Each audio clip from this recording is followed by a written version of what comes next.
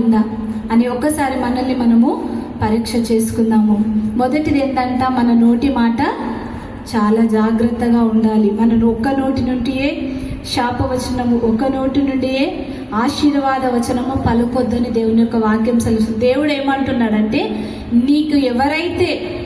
నిన్ను ఎవరైతే హింసిస్తున్నారో, నీకెవరైతే శత్రువులుగా ఉన్నారో, నీకు ఎవరైతే వ్యతిరేకులుగా నిలబడతా ఉంటున్నారో, అంటే భయంకరంగా నిన్ను ఇది చేస్తూ ఉంటున్నారో, నువ్వేం చేయాలంటే వారిని యేసుక్రీస్తు నామంలో వారిని దీవించు. ప్రభా, దేవుడు కూడా మనం ఎంతగా పాపంలో ఉన్నప్పుడు ఆయన మనల్ని ప్రేమించిండ లేదా? మనల్ని అసహించుకోలేదు, మనల్ని దూరపడి నువ్వు ఏ స్థితిలో వచ్చినావో దేవుడు అదే స్థితిలో నిన్ను హత్తుకున్నాడు కదా. అయితే నువ్వు కూడా అంటే యేసయ్య నీ ప్రేమ సరిపోదు, ఇతరులను ప్రేమించడానికి నీ ప్రేమ సరిపోదు, కానీ దేవుని యొక్క ప్రేమను మనము కలిగి ఉండాలి. పోయిన వారం నేను చెప్పాను కదా, ప్రేమ కదా, ప్రేమ ఇంకేంటిది, ఎన్ని ఉన్నాయి? ప్రేమ, సంతోషం, సమాధానం, దీర్ఘశాంతం, దయాళుత్వం, మంచితనం, విశ్వాసం, సాత్వికం, ఆశా నిగ్రహం కదా. ఈ 9 ఫలాలు మన జీవితంలో కలిగి ఉండాలి. కలిగి ఉండాలంటే దేవుని వాక్యాన్ని మనం కలిగి ఉంటేనే మనము జీవించగలము, మనం బలవంతులుగా జీవించగలం. మన నోటి మాటలు కూడా వాక్యానుసారంగా, అంటే దేవుడు వాక్యం ఏం చెప్తుంది, నువ్వు దీవించు, నిన్ను హింసించే వారి కొరకు నువ్వు ప్రార్థన చేయని దేవుని యొక్క వాక్యం సెలవిస్తూ ఉంటుంది. కాబట్టి మన నోటి నుంచి చెడు మాటలు పలకకూడదు, మన నోటి నుంచి ఇతరుల కొరకు శాపం. మన పిల్లల విషయంలో కూడా చాలా జాగ్రత్తగా, మన పిల్లలు మనకు వ్యతిరేకంగా నిలబడ్డా కూడా నువ్వు వారి కొరకు మోకాళ్ళుండి ప్రార్థన చేసి, కన్నీటితో ప్రార్థన చేసి వాళ్ళను దీవించు. దేవుడు ఒక దినాన వాళ్ళని ఉన్నత స్థితిలో నిలబెడతా ఉంటాడు. అయితే నేను ఒక స్టోరీ చెప్పాలనుకుంటున్నాను. ఏంటంటే, ఒక తల్లి, తన కుమారుడు భయంకరమైన తాగుడు. అయితే తల్లి చాలా ప్రార్థన పర్రాలన్నమాట. ఎప్పుడు మోకాళ్ళ నుండి ప్రార్థన చేస్తూనే అంటే తన కుమారుని కొరకు, రక్షణ కొరకు ఆయన ఏం చేస్తూ ఉన్నాడంటే, ఇంకా తనలో తాగుడు ఎక్కువైతా ఉందంట.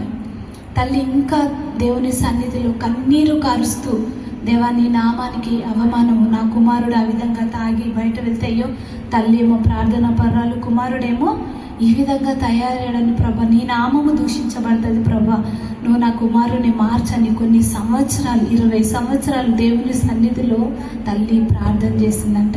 కన్నీటితో ప్రార్థన చేసినప్పుడు ఒక దిన నా కుమారునికి ఏంటంటే అనారోగ్యం, అంటే లంగ్స్ అన్నీ పాడైపోయినాయి.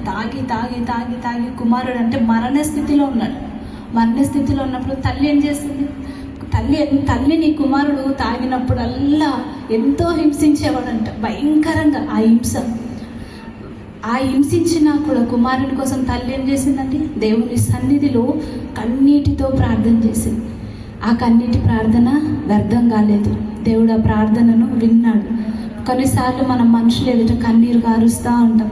ఒక దినాన మనం మంచిగా అయినాం అనుకో, అబ్బో ఇప్పుడు మంచిగా అయింది, కానీ అప్పుడు చూస్తే ఎంత ఏడ్చిందో నా ముందు వచ్చి అని, అంటే కొంతసార్లు మాట్లాడుకుంటారు. కానీ అదే కన్నీరు దేవుని సన్నిధిలో నువ్వు కార్చినప్పుడు దేవుడు నీకు ప్రతిఫలాన్ని ఇచ్చే దేవుడు. అయితే ఈ తల్లి దేవుని సన్నిధిలో ప్రార్థన చేసింది. ప్రార్థన చేసినప్పుడు ఆ కుమారుడు మరణ పడకలో ఉండి తన తల్లిని పిలిచి, అమ్మా నన్ను క్షమించు, నా తప్పును నేను తెలుసుకున్నాను, నేను ఎంతగానో బాధ పెట్టాను, నీ దేవుణ్ణి కూడా బాధ పెట్టాను అని ఆ క్షణంలో మరి పాప క్షమాపణ యొక్క ప్రార్థన చేసినప్పుడు మరి ఆ తల్లి కూడా ఆ కుమారుని కొరకు, అయ్యా ఈ చివరి క్షణంలో కూడా నా కొడుకు పశ్చాత్తాపంతో నీ సన్నిధిలో ప్రార్థన చేస్తూ ఉన్నాడు కనుక నా కుమారుడికి ఒక్క సమయాన్ని అయ్యా, నా కుమారుని బ్రతికించు, నా కుమారుని నువ్వు వాడుకో. అనేక చోట్ల ఏ విధంగా అయితే పాపపు స్థితిలో మరి తాగుబోతుల్లో ఏ విధంగా అయితే ఘోరంగా బ్రతికాడో, తనని మార్చి ఎక్కడైతే తను చెడ్డ పేరు తెచ్చుకున్నాడో అక్కడ నా కొడుకును మీరు నిలబెట్టండి ప్రభు అని ఆ తల్లి ప్రార్థన చేసినప్పుడు కుమారునికి దేవుడు ఆయుష్ను పెంచాడు. హల్లెలూయా, హల్లెలూయా. కుమారునికి ఆయుష్ పెంచి మరి ఆ స్థలంలో మరి గొప్పగా దేవుని సేవకునిగా ఆ యొక్క కుమారుడు వాడబడ్డాడు. నేను ఎందుకు ఈ మాట